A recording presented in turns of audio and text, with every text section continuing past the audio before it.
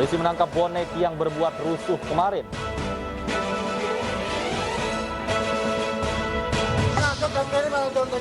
Kenapa juratan daerah yang dicari? Memang ada izinnya kan? Memang ada izin kan?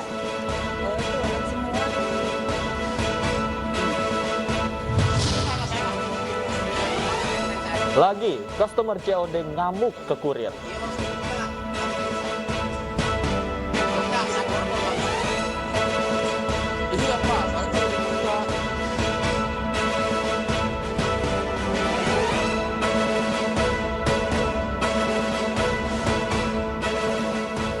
Halo, selamat sore pemirsa. Demikian tadi berita pilihan News Sore yang akan menemani Anda selama 2 jam bersama saya, Anissa Dasuki. Dan saya Davi Pratama. Pemirsa, kita awali News Sore hari ini dengan informasi terkait seorang pemuda di Tasikmalaya, Jawa Barat mengamuk hingga membakar rumah orang tuanya beserta kandang kambing dan musola. Pemuda tersebut juga sempat berupaya melukai kedua orang tuanya dengan senjata tajam. Inilah video amatir yang direkam warga saat sebuah rumah di desa Pasir Panjang, Tasikmalaya, Jawa Barat, ludes dilalap si jago merah. Beruntung seluruh penghuni rumah berhasil menyelamatkan diri. Rumah dibakar seorang pemuda yang merupakan anak pemilik rumah. Pelaku mengamuk setelah bertengkar dengan orang tuanya. Tidak hanya membakar rumah, pelaku juga membakar kandang kambing dan musola. Polisi kemudian menangkap pelaku yang diduga mengalami gangguan jiwa. Dugaan awal bahwa pelaku mengalami gangguan jiwa. Ada 2 medis gangguan jiwa. Kita masih melakukan penyelidikan lebih lanjut terkait pembakaran rumah tersebut. Saat ditangkap, pelaku membawa senjata tajam yang digunakan untuk merusak rumah dan mencoba melukai orang tuanya. Kini pelaku ditahan untuk diperiksa lebih lanjut. Dari Tasikmalaya, Jawa Barat, Asep Juharyono, iNews melaporkan. Pemirsa, polisi menangkap total 8 tersangka dalam kasus pembunuhan disertai pembakaran jasad yang ditemukan warga di Kabupaten Maros, Sulawesi Selatan. Pembunuhan bermotif asmara sesama jenis, pelaku cemburu korban berhubungan dengan pria lain.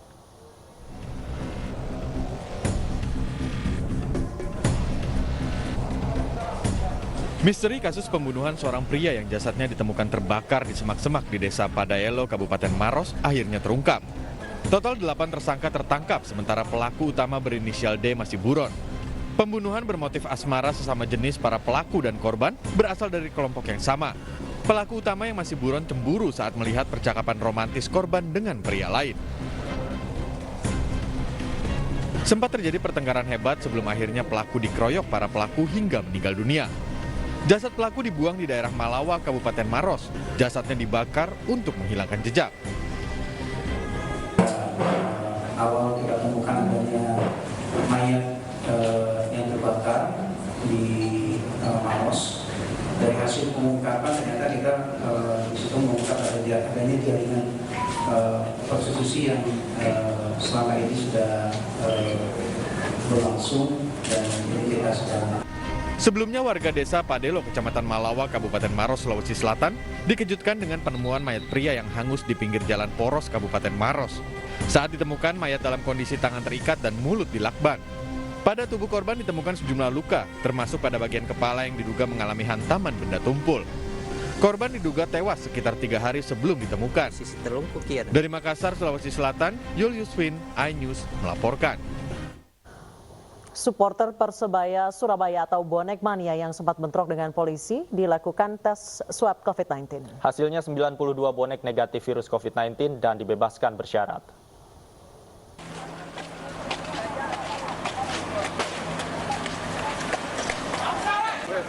Kerumunan supporter Persebaya alias bonek yang diamankan di Mapolrestabes Surabaya menjalani tes swab COVID-19. Dan hasilnya 92 bonek negatif virus COVID-19. Para bonek pun hari ini telah dibebaskan namun harus memenuhi persyaratan.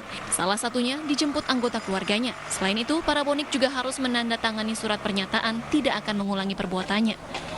Puluhan bonek ini diamankan akibat melanggar protokol kesehatan dan masuk dalam tindak pidana ringan. Dari Surabaya, Jawa Timur, iNews melaporkan. Sebelumnya supporter Persebaya Surabaya atau Bonek Mania bentrok dengan polisi. Bentrokan terjadi karena Bonek Mania dilarang masuk ke Stadion Gelora 10 November Tambak Sari Surabaya dan melanggar protokol kesehatan saat merayakan HUT Persebaya Surabaya ke-94.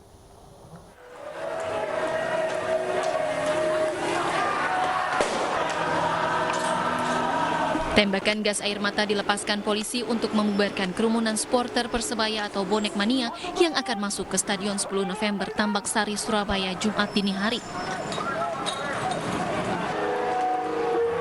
Menolak dibubarkan polisi, ratusan bonek melemparkan berbagai benda ke arah polisi. Ledakan kembang api membuat para bonek kocar-kacir berusaha menyelamatkan diri. Pembubaran bonek ini mencegah kerumunan saat pandemi COVID-19. Sekitar 100 bonek ditangkap polisi dan dibawa ke Mapol Restabes Surabaya untuk didata. Tidak ingin COVID yang ada di Surabaya ini semakin meningkat, yaitu dengan membubarkan rekan-rekan yang dari luar kota maupun di Surabaya yang akan merayakan anniversary di Tambak Sari. Sebelumnya, sejak sore hari, polisi telah menutup akses jalan menuju stadion karena menghindari kerumunan massa. Polisi juga menutup batas kota untuk menghindari kedatangan Bonek Mania dari luar kota. Dari Surabaya, Jawa Timur, Yuda Prawira, iNews melaporkan. Dan pemirsa, untuk membahas lebih lanjut terkait bentrokan tadi malam sudah bergabung bersama kami Koordinator Bonek Heri Agus Supriyanto atau yang biasa disebut Agus Bim Bim Tesi. Selamat sore Mas Agus. Ya, selamat sore. Mas Agus, sebenarnya apa yang menjadi atau melatar belakangi bentrok kemarin dengan polisi, Mas Agus? Halo Pak, nggak dengar Pak. Mas Agus, apa yang sebenarnya melatar belakangi terjadinya bentrokan kemarin dengan polisi? Ya, mungkin tadi malam itu kan emang tidak ada koordinasi dan tidak ada kerjasama sama teman-teman koordinator. Jadi akhirnya mungkin ada kesalahpahaman lah.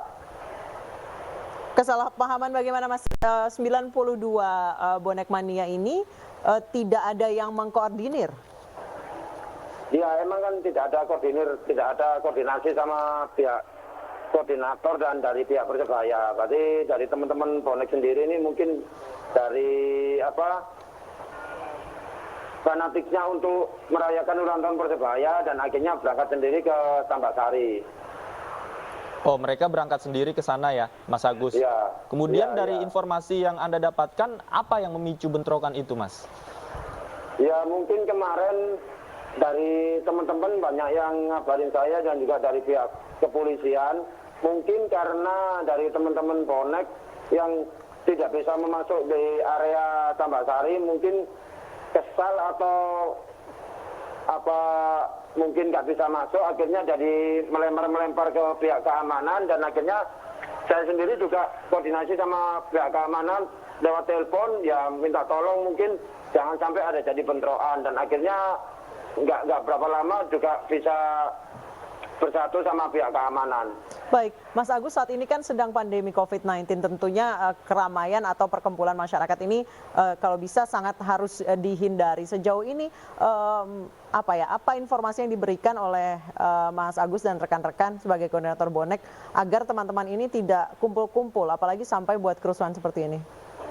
Ya, waktu itu saya udah ngobrol sama teman-teman bonek dan juga saya udah membuat video dan juga status-status di dunia maya dan dari teman-teman koordinator bonek juga udah memberikan peringatan dan juga ngasih tahu bahwa malam tanggal 17 jangan sampai ada teman-teman bonek yang merayakan di Gelora 10 November Tambak Sari dan akhirnya mungkin dari teman-teman bonek dengan hatinya sendiri yang ingin merayakan ulang tahun Persebaya dan akhirnya berangkat ke sana. Baik, artinya teman-teman ini bergerak tanpa pengetahuan dari koordinator-koordinator, Mas Agus? Iya, nggak ada. Makanya tadi kan mungkin dari teman-teman bonek ini berangkat juga banyak dari luar kota juga. Berarti yang udah jauh-jauh dari luar kota datang ke Surabaya dan akhirnya mungkin sampai sana udah jauh-jauh, nggak bisa masuk, ya mungkin kesal gitulah. Intinya kayak gitulah. Tapi sebelumnya memang sudah ada imbauan ataupun peringatan ke teman-teman bonek bahwa jangan datang dan jangan buat kerumunan gitu, Mas Agus. Ya, kalau dari teman-teman koordinator dan juga dari pihak Persebaya, dari pemain juga, dari pemain Persebaya juga udah membuat video bahwa dari teman-teman bonek yang merayakan ulang tahun Persebaya kalau bisa datang di